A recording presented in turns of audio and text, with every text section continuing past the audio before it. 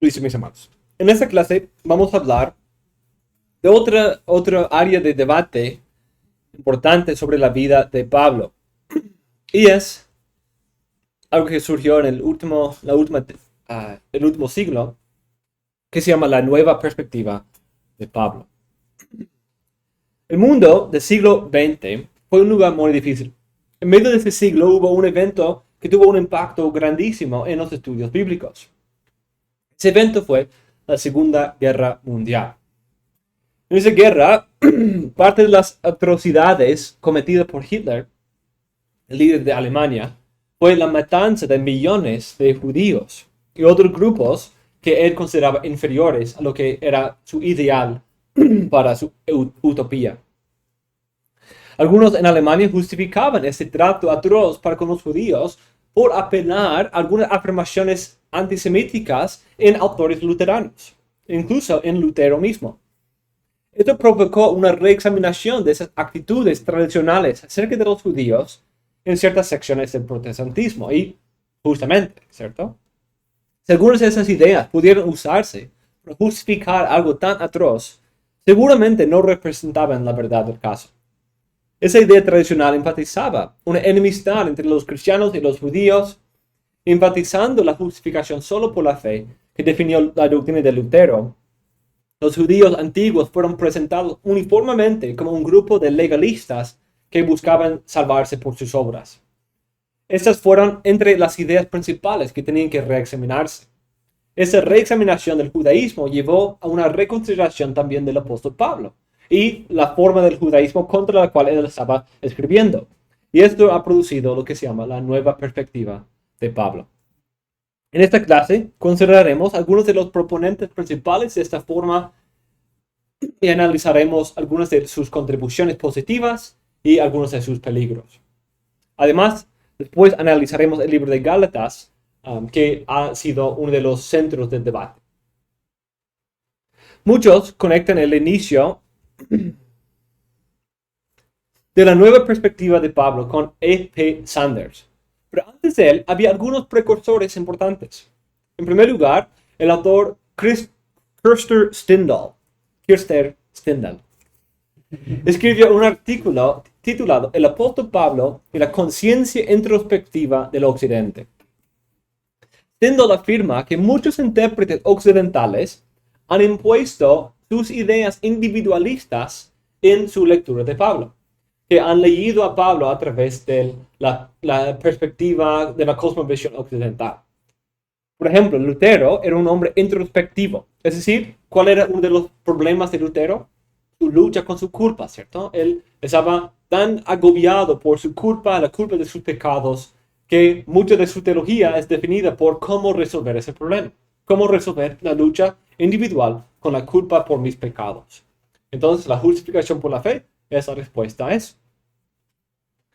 Entonces, este autor dice que esta experiencia determinó cómo él leía la carta de Pablo y leyó mucho más de esa énfasis en la culpa por los pecados, en una experiencia individualista en su conversión y veía más de eso en el apóstol Pablo. Y esto influenció a muchos protestantes después de él. Lutero demasiado rápidamente leía su propia lucha con la ley en las palabras de Pablo en su conversión en Hechos 9 o en su dilema personal en Romanos 7. Eso llevó a la idea protestante de la separación entre la ley y el evangelio, que Lutero identificó como la solución a ese dilema de su culpa. Stindal identifica el contexto de Pablo más específicamente en identificar cómo los gentiles pudieron ser incluidos en la comunidad del nuevo pacto. Y dice que la teología occidental de Agustín y Lutero ha errado en ver estas doctrinas paulinas como una respuesta al dilema universal del hombre de encontrar libertad de la culpa de la desobediencia que ha cometido contra la ley. Entonces, más cómo incluir judíos y gentiles y no algo antropológico de el hombre está mal desde su centro, necesita ser librado de su culpa a través de la fe, sino esa fe que une los gentiles a los judíos en una sola comunidad. El énfasis es más esa idea comunitario, no algo individualista de mi culpa delante de Dios. A la luz de esto, se afirma que quizás este retrato del judaísmo fue tomado principalmente, es algo interesante considerar esto. Dicen, el judaísmo contra el cual Lutero está escribiendo, o que Lutero lee en Pablo, que el Pablo está criticando, se parece más al catolicismo medieval que el judaísmo del primer siglo. Entonces dicen que por su contexto retórico, apologético, Lutero está leyendo ideas de una tesorería de mérito, salvarse por las obras en los judíos del primer siglo, para poder usar a Pablo en defensa de su doctrina de la fe que usa para criticar a los católicos de sus propios días. Además de Stendhal, muchos eruditos después del Holocausto buscaban reexaminar el judaísmo antiguo y también la relación apropiada entre el judaísmo y el cristianismo. Obviamente, algo loable, algo importante hacer. Había una reevaluación de las relaciones judías cristianas y la teología de la Reforma. Y quizás incluso este evento fue parte de lo que llevó al aumento tan grande en el dispensacionalismo en el mundo. Que aparte de eso, daba un mayor peso, una protección y un amor por Israel y los judíos en ese sistema dispensacionalista que quizás fue una sobrereacción al holocausto, que obviamente eso está mal. Entonces ahora el dispensacionalismo tiene esa idea de que el pueblo de Israel es el pueblo de Dios, que debemos bendecir a aquellos que Dios ha bendecido. Entonces ese énfasis que muchas veces se ve en los dispensacionalistas hoy. Entonces podemos ver que en ese contexto en que todo el mundo se siente mal por cómo los judíos han sido tratados, esa idea de lógica puede tener algo de atracción. Esa reexaminación del judaísmo y por lo tanto las críticas de Pablo de ese judaísmo es lo que ha producido la nueva perspectiva de Pablo. Con eso, ahora vamos a considerar E.P. Sanders. E.P. Sanders es uno de los eruditos más significativos en el estudio de la nueva perspectiva de Pablo. Fue su estudio sobre Pablo y el judaísmo palestino en 1977 que revolucionó el estudio del Segundo Templo, es decir, el tiempo del judaísmo después del Antiguo Testamento. Fue uno de los pasos más influyentes en la reconstrucción del judaísmo sin dependencia de la perspectiva tradicional luterana. Buscaba liberarse de las presuposiciones dogmáticas de las iglesias protestantes. Sanders al mismo tiempo está reaccionando a la escuela de la historia de la religión de Bultmann y el antisemitismo luterano. Para Sanders, esas escuelas dependían de reconstrucciones parciales o falsas de la historia judía y la iglesia primitiva. Por lo tanto, él enfatiza la necesidad de regresar a las fuentes, estudiando los escritos de los judíos y buscando reconstruir desde las fuentes cómo era realmente el judaísmo de ese tiempo. Una meta importante, ¿cierto? El contexto histórico, cultural es importante. Sanders, por lo tanto, estudia varias fuentes, sobre todo el libro de Jubileos y muchos otros. Llega a la conclusión que los judíos no eran legalistas en el sentido luterano, sino que tenían una vida enfocada en el pacto. Pacto era la idea central. Rechazó el uso tradicional de términos como pacto de obras y pacto de gracia, que es tan importante en la teología reformada.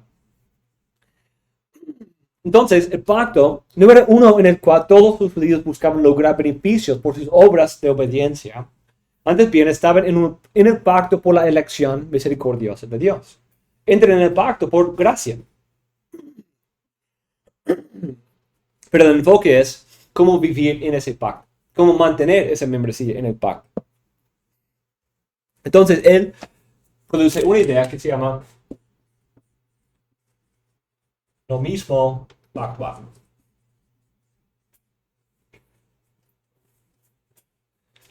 En términos reformados, el lo mismo pactual es una mezcla entre el pacto de gracia y el pacto de obras. una mezcla del evangelio. Lo define de esa manera. El nomismo pactual es la opinión de que el lugar de cada uno en el plan de Dios se establece sobre la base del pacto y que el pacto exige como respuesta adecuada del hombre su obediencia a sus mandamientos, al tiempo que proporciona medios de expiación por la transgresión. Identifica tres puntos principales que él vio en las fuentes judías. Primero, la membresía en el pacto no es algo que uno obtiene por sus obras. No es que uno entre en el pacto por obras, sino los judíos dicen que son miembros del pacto por elección divina, por la gracia. Segundo, ya que la obediencia perfecta es imposible, Dios no requiere una obediencia perfecta de los judíos bajo su pacto, sino simplemente la intención de obedecer, o una obediencia parcial y no algo estricto. Tercero, esto es posible porque en el pacto Dios provee medios para que las desobediencias sean expiadas a través de los sacrificios y otras ceremonias. Por lo tanto, no ve en esos puntos un legalismo como tal. Tanto la entrada en el pacto es por gracia, como también el mantenerse en el pacto a través de los medios provistos por Dios de expiación. Por lo tanto, cuando llega Pablo, dice que Pablo no está atacando lo que el judaísmo del primer siglo realmente era, sino que está formando un hombre de paja para un propósito retórico. Pablo, en Gálatas sobre todo, quiere enfatizar la singularidad del cristianismo y por esto presenta una forma legalista que buscaba salvarse por obras para enfatizar que la membresía en el pacto es solo por fe en Cristo. Uno entra en el pacto, ahora en el nuevo pacto, solo por fe, no por obras, aunque realmente nadie creía eso. No está atacando algo que realmente se creía, sino una idea retórica para enfatizar la fe como el verdadero medio para entrar en el pacto.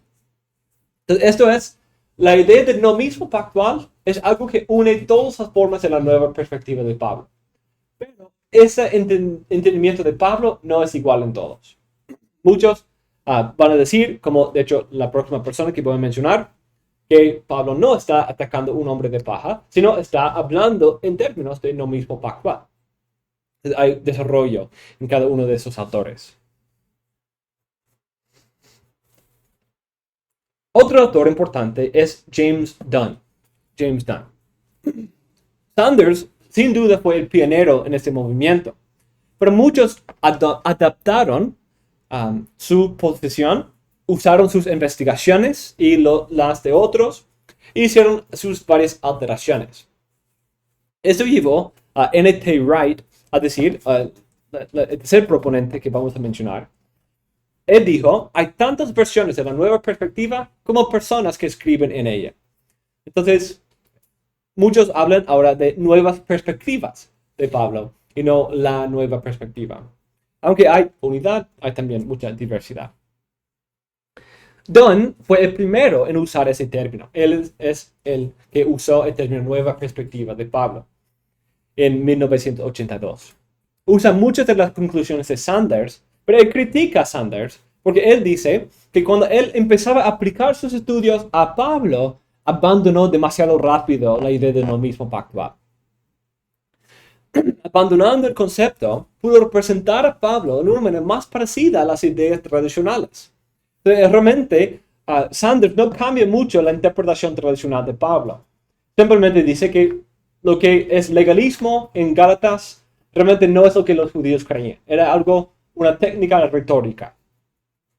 Pero Dunn dice, no, de hecho, hay una manera de entender que realmente está hablando de algo, pero en términos de nomismo pactual y no en términos de simplemente un hombre de paja.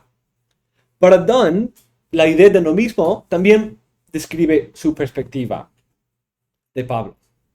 Pablo no está formando un hombre de paja, según Dunn, antes bien está criticando el nomismo judío que hacía la circuncisión y otras marcas distintivas de los judíos como necesarias para la entrada al nuevo pacto. Entonces no es legalismo como hay que a obedecer para ser salvo y obtener la justicia, sino tienes que ser circuncidado para entrar en el pacto. Esencialmente, dice un autor, Dunn afirma que a lo que Pablo se opone es a la tendencia de los judíos a confinar la salvación a su propia nación. Es el exclusivismo étnico, no el legalismo personal, lo que Pablo encuentra mal en el judaísmo. Entonces, no es el legalismo, yo tengo que salvarme y obtener vida eterna por mis obras. No es eso, sino nosotros somos los únicos miembros del pacto, y si quieres ser miembro de ese pacto, tienes que circuncidarte. De esa manera, el énfasis de Pablo no es el estado justo de alguien delante de Dios, sino está atacando una forma de exclusivismo que quería que todo gentil se hiciera judío, primero, antes de poder llamarse cristiano. Entonces, ¿por qué eso es tan sutil? Tan quizás peligroso. Porque eso sí es parte del problema, ¿cierto? Eso sí es parte del problema, pero excluir lo otro es parte del problema, es parte del peligro. Entonces, eso parece ser uno de los problemas en muchas formas de la nueva perspectiva. Es simplemente un cambio de énfasis que descuida algo súper importante. Parte de su defensa es una reinterpretación de la frase obras de la ley en Gálatas. Cuando Pablo dice, no somos justificados por las obras de la ley, o por las obras de la ley nadie es justificado, está diciendo obras de la ley en el sentido de circuncisión, los días de reposo y las leyes dietéticas. Esas cosas que distinguían los judíos de los gentiles. No asesinar, todo eso, los 10 mandamientos como tal. La ley como una obediencia estricta, sino la ley como lo que me hace judío. Porque para ellos la Torá era ese sello de honor del judaísmo. El aferrarse a la ley no era algo del legalismo, sino algo de ser judío. Entonces lo importante es tienes que obedecer la ley porque eso es lo que te hace judío. Y enfatizamos las cosas externas, la circuncisión. Entonces, Pablo está diciendo, no requieran que los gentiles se hagan judíos para ser cristianos. Es simplemente por fe, no por circuncisión. Entonces, eso sí es parte del punto, pero parece ser más que eso. N.T. Wright, en tercer lugar, es otro autor importantísimo, quizás el más importante. Él es el más importante no por ser el pionero o algo así, sino porque él es el más popular de todos. Sus escritos tienen cosas útiles, tienen cosas útiles, pero también son sutiles y peligrosos. Al mismo tiempo, ha llegado a ser un estándar de lectura requerida de muchos seminarios evangélicos el día de hoy. A través de Wright, la nueva perspectiva de Pablo se ha hecho una de las perspectivas principales entre los estudiosos del día de hoy. Incluso a través de él ha llegado a las iglesias y a los pastores comunes, no solo los de la academia, sino algo que han anunciado a muchas iglesias también. Porque escriben no solo de manera académica, sino también a nivel popular. Como los otros autores en esta escuela, Wright también busca acercarse a Pablo y el judaísmo sin las presuposiciones dogmáticas de la iglesia protestante, aunque él, de hecho, retiene el término reformado. Por lo tanto, él dice, yo creo que Lutero, Calvino y muchos otros nos dirían que leamos las escrituras de nuevo, con todas las herramientas disponibles, lo cual ellos hicieron, y que tengamos a sus conclusiones doctrinales como importantes, pero no tan importantes como la escritura misma. Eso es cierto. Siempre debemos leer a cualquier autor de la historia así. Pero parece que en la práctica esa idea le lleva a Wright a ser demasiado rápido en abandonar algunas enseñanzas tradicionales o relegar algo inferior, a un nivel inferior. Cosas que son muy importantes, incluso, diríamos, históricamente, centrales y fundamentales para la fe cristiana. Wright continúa sobre la base de Dunn, entonces Sanders, Dunn, Wright, progresando más y más, pero él considera una pregunta importante. Las obras de la ley son criticadas correctamente por Pablo en Gálatas, pero Romanos presenta una perspectiva positiva sobre la ley. Sí habla de sin la ley en Romanos 3, pero luego habla de la ley como algo bueno, algo que también guía al cristiano. Entonces, ¿cómo podemos conciliar esas cosas? Eso le lleva a reconsiderar algunas de las afirmaciones de Pablo en Romanos sobre el fondo de esa reconstrucción del judaísmo. Wright y su compañero Richard Hayes han agregado otro detalle importante a ese estudio. No simplemente han adoptado las ideas del nomismo pactual de Sanders y Dunn, pero también han enfatizado que el contexto en el cual se debe leer a Pablo y todo el Nuevo Testamento es en el contexto histórico redentivo, en la historia de la salvación. Y eso es muy bueno, ¿cierto? Esa es la teología bíblica. Eso es una adición útil en el estudio y acerca de la nueva perspectiva de Pablo, que lo acerca más al ámbito de la teología bíblica y no tanto solo el estudio histórico de Sanders.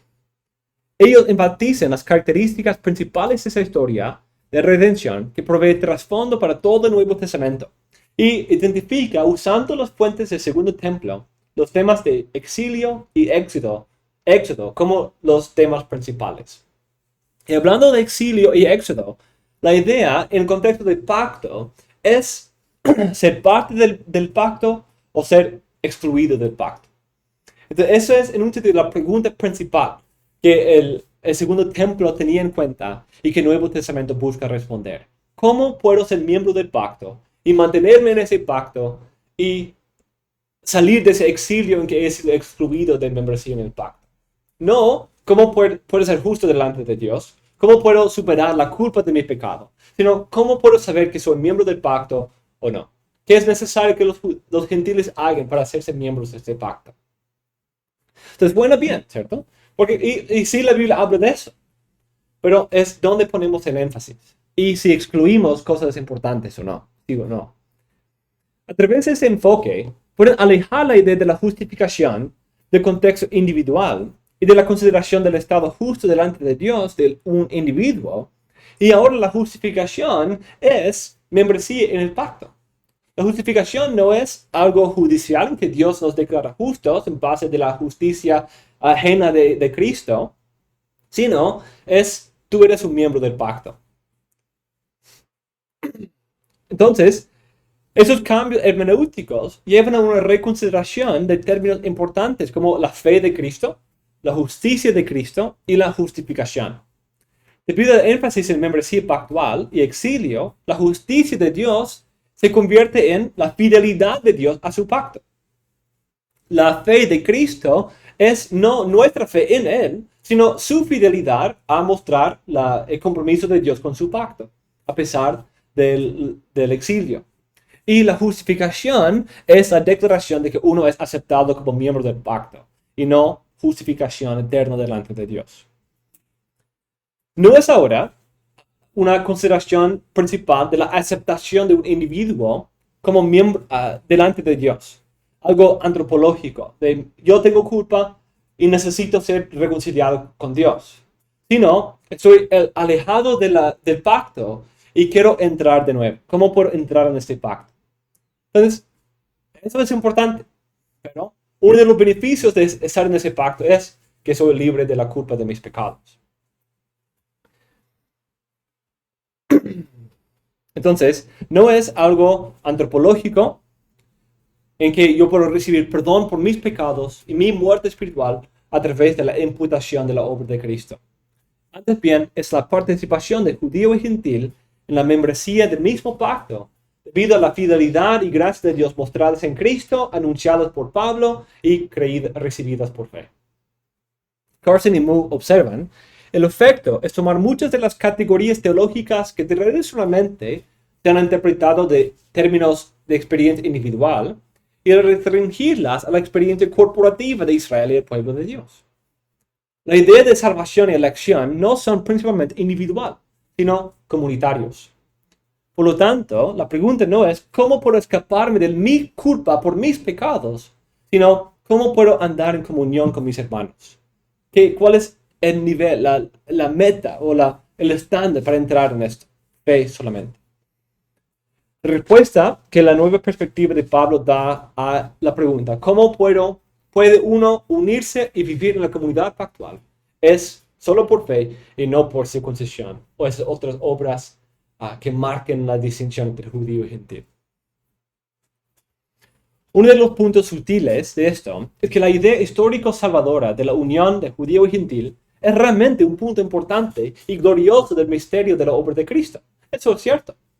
Debido a esto, parece tener mucho sentido y uno piensa de muchos textos, ¿cierto? Y dice, sí, la Biblia sí habla mucho de esto. Pero esta unión de los dos en un solo cuerpo es el producto secundario, no inferior y no importante, pero sí es un producto secundario de la obra de gracia divina de tratar el caso de pecado en el individuo. El pecado y culpa de los pecados, que excluye a uno de la comunidad. Incluso estaba hablando con mi esposa ayer o anteayer, y hablando del libro de Levítico. Hay un énfasis obvio en el Pentateuco de la comunidad. Somos una comunidad santa, pero cada individuo tenía que mantenerse puro, ¿cierto? Había leyes individuales. Uno no podía ir al templo y decir, pues, soy miembro del pacto y soy limpio. Entonces, está bien. Soy miembro de la comunidad santa. Pero tuve una emisión o he tocado un cadáver. No, individualmente tienes que mantenerte puro. Porque siendo un individuo miembro del pacto, la santidad de la comunidad depende de la santidad y pureza de los individuos. Entonces hay leyes que hacen la experiencia de adoración del templo algo comunitario, pero también algo individual. Yo puedo ser excluido si yo no guardo esas cosas. Yo soy excluido del templo si toco un cadáver o si toco un leproso, algo así. Entonces, tengo que guardarme a mí mismo para no contaminar la comunidad. Entonces, hay esa dinámica de comunidad individuo. No simplemente, pues, como decían los de Coré, todos somos santos, somos el pueblo de Dios. ¿Por qué te afanes tanto por leyes de pureza y de todo esto? Todos somos santos, somos miembros de la comunidad santa. Pero no se ven guardado su corazón fiel para con el Señor. Entonces, el punto es que van al extremo, de un extremo, enfatizando exclusivamente la parte individual, a la otra parte que solo enfatiza la parte comunitaria. Entonces, la post-nueva perspectiva ha ayudado a decir, ok, ¿cómo conciliamos las dos? No tenemos que escoger. La Biblia habla de los dos. ¿Cómo relacionamos los dos? El hecho es que las dos verdades se encuentran en las Escrituras. La entrada de los gentiles en la comunidad es importantísimo, pero la culpa quitada por Cristo es aún más importantísimo. Porque sin eso no hay un solo cuerpo, no hay paz entre judío y gentil si Cristo no nos restaura primero con Dios. La nueva perspectiva tiende a excluir la parte individual y la idea de la imputación de la justicia de Cristo al creyente. Incluso Wright niega la condición justa de creyente que sea el resultado de una imputación de la propia justicia de Cristo. Un error gravísimo. Para Wright, todos los judíos han creído en la membresía del pacto por gracia, pero algunos judíos querían imponer circuncisión todavía como una parte necesaria para entrar en el nuevo pacto. Pero a través de la obra de Dios en Cristo, judíos y gentiles pueden ser unidos sin esas obras por la gracia de Dios meramente, en fe. Por lo tanto, la idea de la justificación delante de Dios es solo una parte de la teología de Pablo, y no es el centro según Lutero. Antes bien, en el centro de su preocupación es establecer la unidad del único pueblo de Dios compuesto de judíos y gentiles. La enseñanza de Pablo, dice un autor, sobre la justificación se desplaza de un enfoque vertical, el ser humano corondeo delante de Dios, a otro más horizontal. Ahora la justificación no es yo y Dios, sino yo y la comunidad. Si yo estoy bien con mis hermanos. Eso sí es un punto principal de la Biblia. Pero bíblica y tradicionalmente, eso es el fruto de la obra más importante, primordial, de Cristo reconciliándonos con Dios. Si Cristo no provee expiación por nuestro pecado, no provee la justicia de la ley en nuestro lugar, no hace lo que la ley no pudo hacer porque era débil debido a la carne, no podemos decir que no haya condenación para nosotros. No podemos tener vida eterna. Entonces la unidad del pueblo pactual es importante, pero no puede llevarnos a casi excluir o marginalizar lo otro primordial. Otra implicación de esto es que la justificación en el sentido declarativo hace referencia solo, Wright mantiene esa idea. Sí hay una justificación declarativa, pero es solo la justificación futura, escatológica. Hoy en día soy justificado porque soy miembro del pacto, pero no necesariamente eso significa algo en cuanto a mi estado eterno. La justificación eterna es algo futuro, cuando Cristo venga en el día del juicio. Otra vez, un problema, ¿cierto? Porque sí hay una idea bíblica de la justificación futura, de que seremos reivindicados, seremos resucitados, todo eso. Pero excluir el hecho de que estamos ahora, de manera inaugural, justificados eternamente delante de Dios, es un error grave. Pero como Sanders demostró, dice un autor, también creía que si uno entraba por gracia, permanecía por obediencia. Por lo tanto, lo que importaba en el día del juicio y lo que en última instancia separaba a los judíos de los judíos, algunos de otros, era la calidad y la coherencia de la obediencia a la ley. Es decir, la justificación que hoy tenemos es simplemente ser miembro del pacto. Estamos en ese pacto por gracia. Pero tenemos que mantenernos en este pacto por obedecer a Dios en el pacto. Por lo tanto, la justificación declarativa en la cual Dios nos declara justos vendrá cuando hemos vivido justamente en esta vida y perseveramos hasta el final. Otra vez, lo sutil y engañoso de esto. Sí, hay que perseverar. Sí, hay que producir buenas obras. Sí, vamos a ser juzgados por nuestras obras. Pero si no tenemos la parte declarativa en base a la justicia de Cristo, son nuestras obras que forman la base de nuestra justificación. Entonces es algo sinergista, algo que produce una obra sinergista en la vida. Y sin las categorías tradicionales de la fe reformada, es algo que tiende a mezclar la justificación y la santificación, la ley y el evangelio, y dar al hombre algo en el cual jactarse. Un autor, Francis Watson, ha propuesto un acrónimo útil para entender y resumir la enseñanza de la nueva perspectiva de Pablo. Usando los 5 puntos del calvinismo, TULIP nos da el TULIP de la nueva perspectiva de Pablo. Entonces, podemos resumir los puntos aquí. En primer lugar, la T del TULIP es travestía. Travestía total de la interpretación luterana. Entonces, se parte de la idea de que los luteranos de Alemania, ¿cierto?, se equivocaron mucho en su perspectiva sobre el judaísmo. Entonces podemos apartarnos de esos preconcebidos históricos y regresar a las fuentes para entenderlo a la luz de su propio contexto.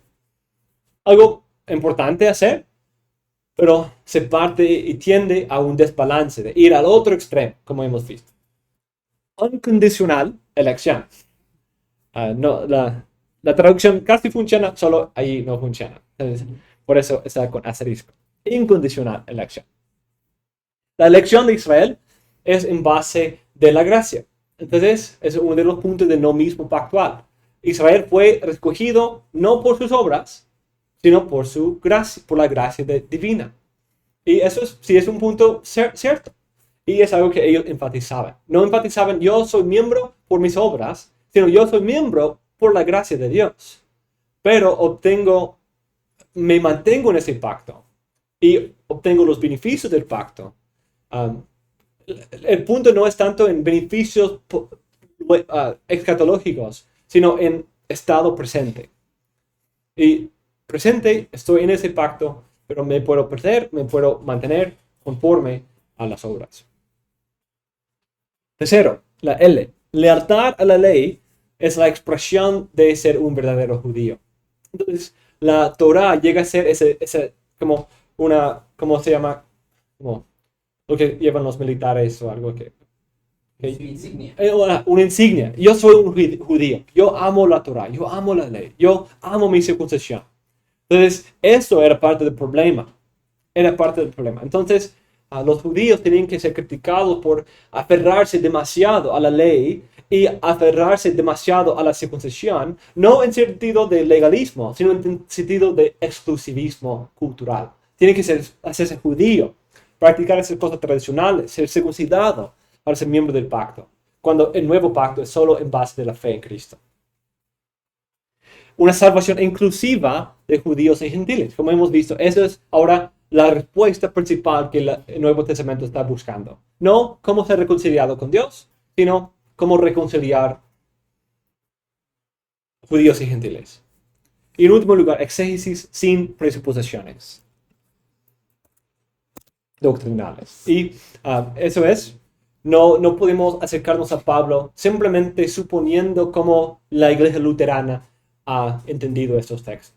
Debemos examinarlo a la luz de su propio contexto y ahora hemos redescubierto su contexto a través de estos estudios del judaísmo del Segundo Templo.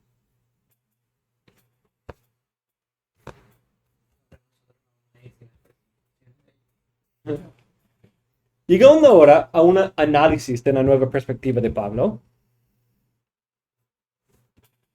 podemos señalar que hay varios puntos positivos también. Autores como N.T. Wright han contribuido mucho en sus obras de erudición. Él tiene algunos libros muy importantes sobre la resurrección de Cristo, un poco independiente de esto. También el exilio y éxodo son temas que quizás se descuidaban mucho en la historia. Los reformados siempre hemos hablado del pacto, pero ese es un punto redescubierto muy importante en el mundo evangélico, cuando el énfasis era en dispensación y no pacto.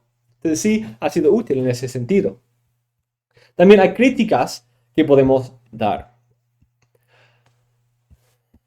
Entonces, algunos puntos positivos.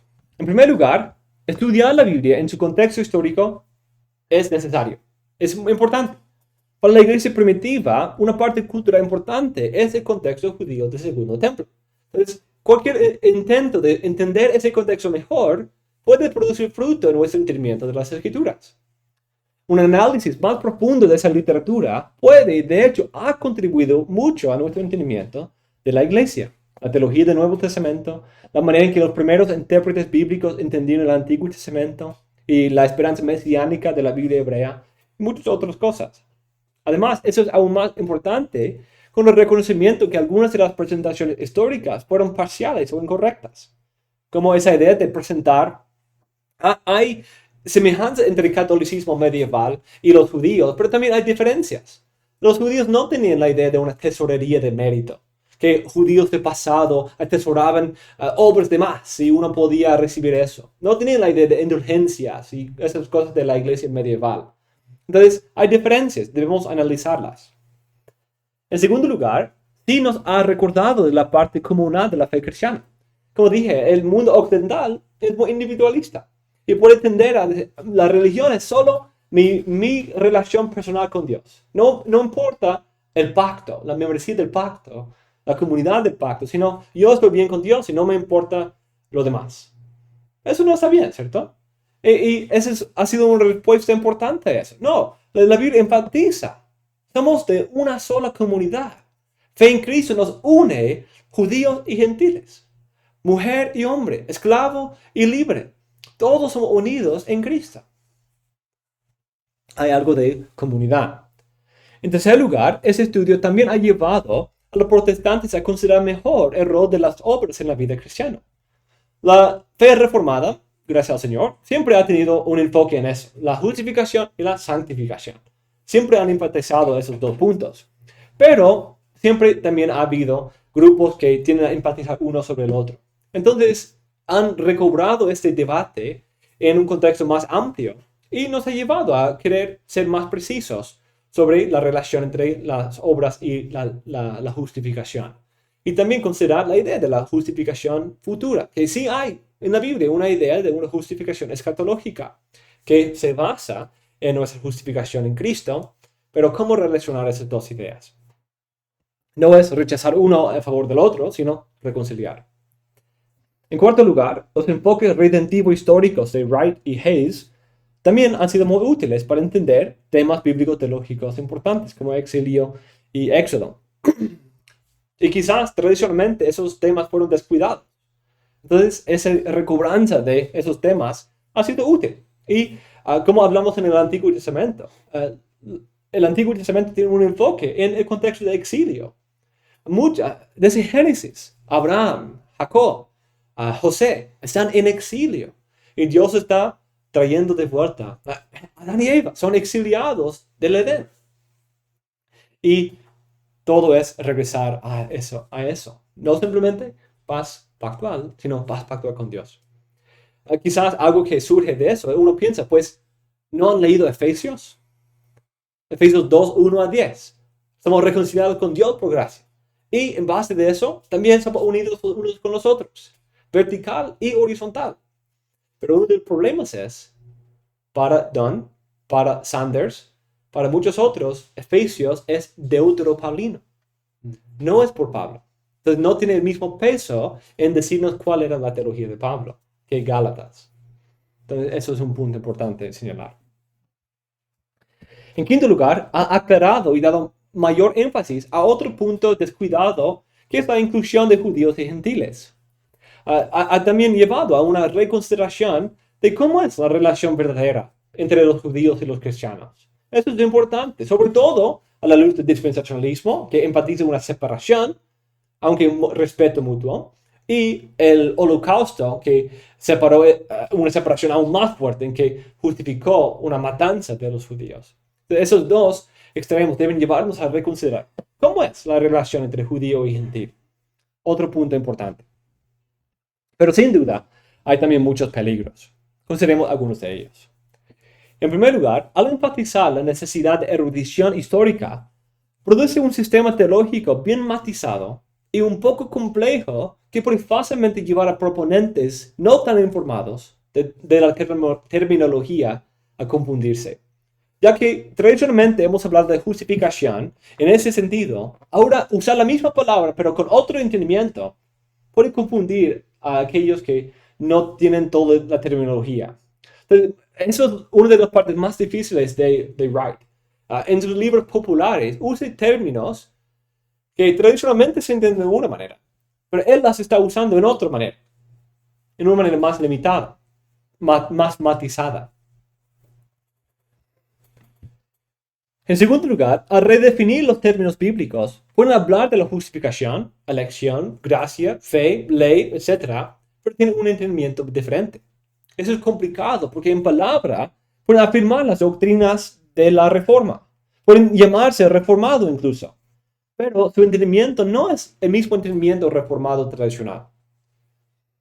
Carson y Moody dicen, de ese modo, la nueva perspectiva, al menos en algunas de sus manifestaciones, obviamente tomando en cuenta que es muy diversa, tiende a ofrecer un desafío serio y potencialmente perjudicial para un sello distintivo de la teología de la reforma, la justificación ante Dios solo por la fe, solo por la gracia.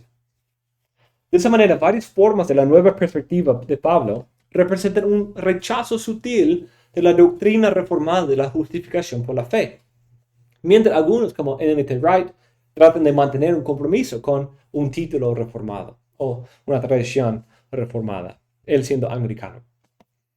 En tercer lugar, esta nueva perspectiva de Pablo no es solamente peligrosa en su popularidad y también las implicaciones graves que tiene para la doctrina de la justificación, sino viene de una presuposición que pone el entendimiento del contexto histórico en un nivel demasiado alto.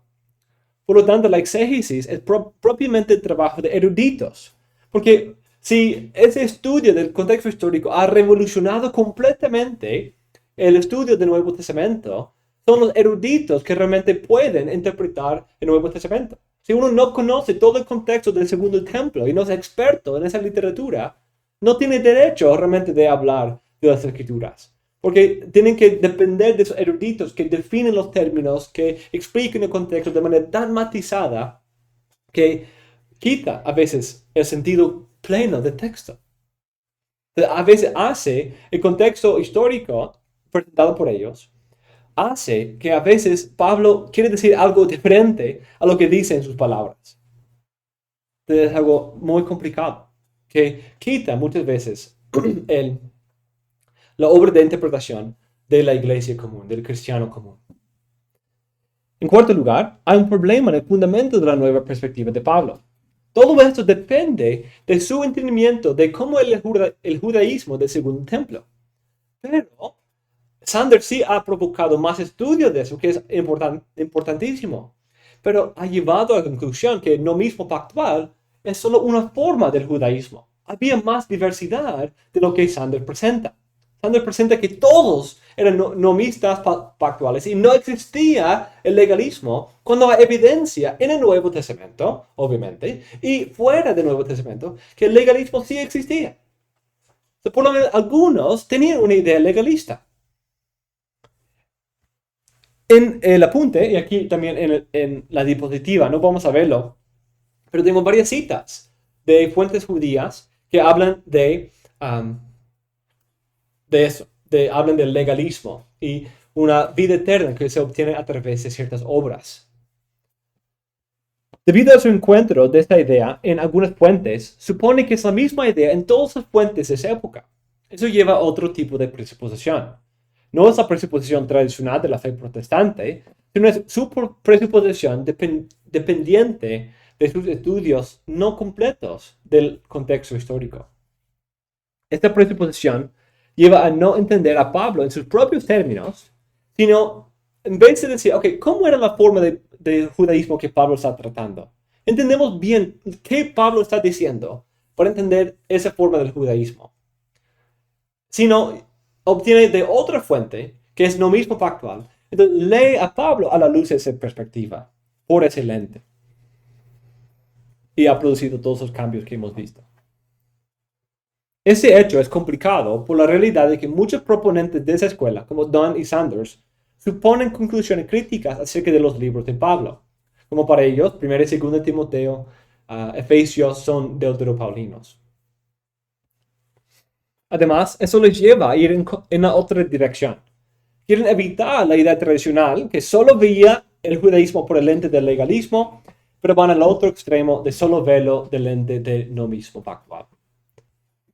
Otro punto es que muchos de esos eruditos parecen no haber entendido bien la teología reformada. Buscando responder a la teología reformada, no la entienden correctamente. De hecho, Wright ha afirmado que no es un teólogo sistemático, sino exegético, histórico. Entonces, histórico del primer siglo. Entonces, no ha estudiado a fondo a Lutero, a Calvino, a los otros reformados. Entonces, cuando él habla de que, pues él empezó solo en la fe, quizás no ha visto que también los reformados hablan mucho de las obras y de la conexión justa y correcta entre las dos.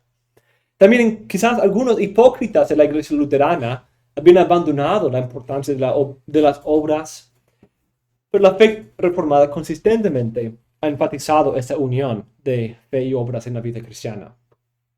Además, no parecen corroborar sus lecturas de Pablo con cómo los primeros intérpretes de Pablo lo entendían.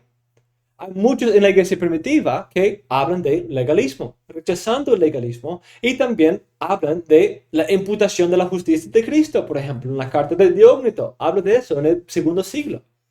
Entonces, si ellos, los primeros intérpretes de Pablo, veían justificación por la fe delante de Dios, veían imputación de la justicia de Cristo, porque esos eruditos modernos no pueden ver esas cosas. Quizás su entendimiento de contexto no es tan preciso como presenta. Además, debido a algunos de esos problemas, demasiado rápidamente abandonan ideas protestantes tradicionales. Por ejemplo, el rechazo de la imputación de la justicia activa de Cristo es un error peligrosísimo. Incluso va en contra de muchos textos o lleva una perversión de muchos textos que parecen presentar esa idea de manera clarísima, como Romanos 5, o 1 Corintios 1:30, o 2 Corintios 5:21, o Filipenses 3:9, que Heikabil usa para defender esa idea de la imputación. Además, la idea de la justificación en el sentido personal, de ser rescatados de la culpa del pecado, sí es una idea bíblica, como Romanos 3 dice, enfatizando el pecado de todos para que Cristo pueda ser nuestra propiciación. Efesios 2, por ejemplo. La inclusión de los gentiles sí es importante, pero no podemos descuidar los otros puntos, ya que se ha descuidado la inclusión de los gentiles en algunos estudios, no podemos ir al otro extremo de descuidar lo que realmente se ha enfatizado. Sino hay que encontrar un balance, poner todo en su lugar. En último lugar, debido al concepto de nomismo, nuestras obras terminan jugando un rol importante, incluso decisivo, en nuestra salvación eterna, lo cual es uno de los peligros sutiles más grandes de esto. Entonces, debido a que tiene algunas cosas positivas, pero muchos peligros, es útil que hoy en día ya estamos en el mundo de la post-nueva perspectiva, en que muchos autores hablan de inclusión de los gentiles, teología bíblica, historia de la redención, muchos otros puntos así, sin caer en los mismos peligros de la nueva perspectiva de Pablo, recobrando algunas ideas tradicionales reformadas y también acomodando algo del entendimiento histórico-cultural para aclarar algunos puntos. Entonces eso ha sido muy útil para tomar algunas de las ventajas y evitar los peligros. Entonces eso produce la post-nueva perspectiva de Pablo. Algo que puede ser muy fructífero para producir una precisión teológica o exegética en esos estudios de Pablo. Entonces, mis hermanos, vamos a terminar nuestra clase ahí y ver si hay quizás algunas preguntas.